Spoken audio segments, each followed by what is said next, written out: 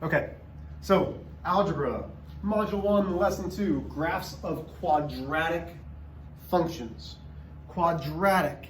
You have actually learned about quadratics a little bit in the 7th grade. You've at least heard me speak about them.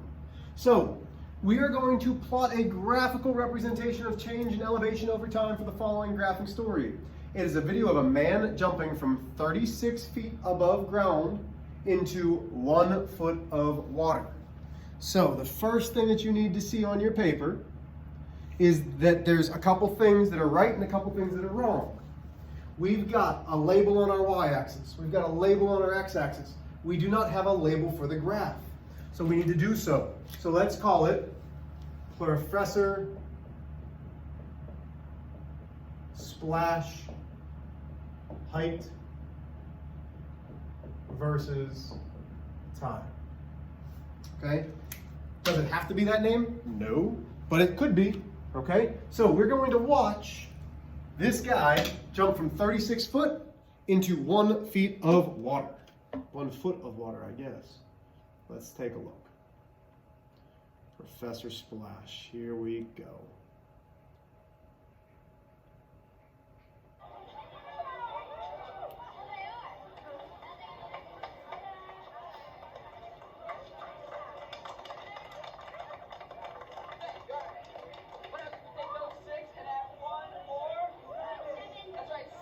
Oh man, those kids are so excited. This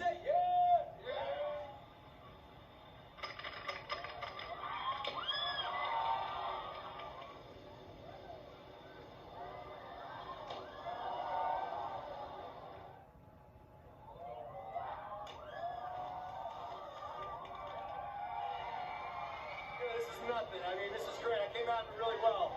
I'm proud. Good dive. I'm glad she's done.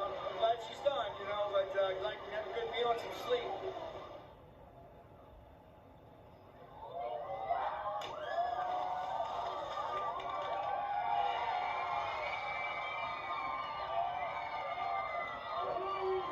Well, that's certainly. I want my sportzoo.t. I don't.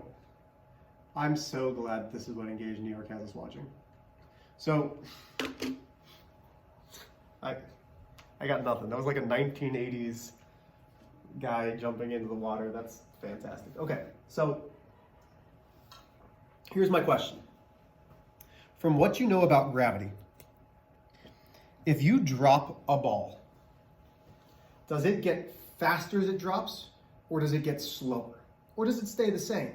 Because that's going to help us in this problem. So we knew Professor Splash was starting somewhere around here, okay?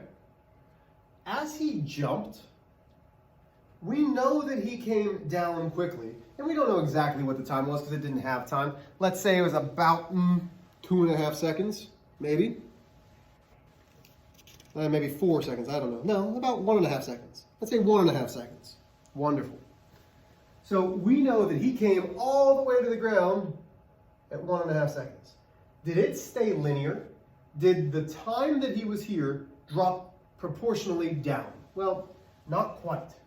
So as he came, he started off slower, and then he dropped down quickly. There is a slight curve to what happened. So he starts, it takes a little bit, and then he really starts to go because gravity starts to pick up and his speed keeps gaining.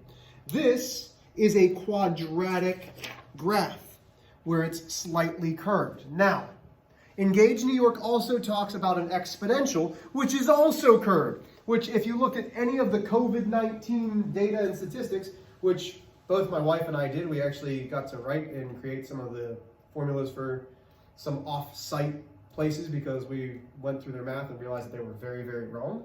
But the exponential graphs also have a curve. They're just slightly different than a quadratic.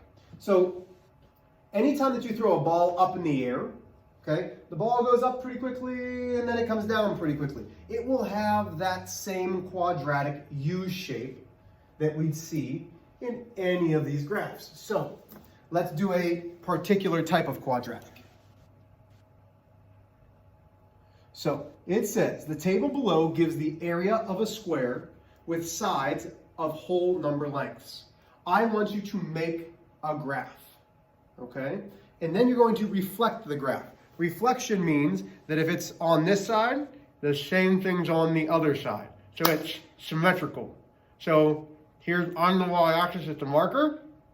These are the same. Spirit fingers, right? They fold together.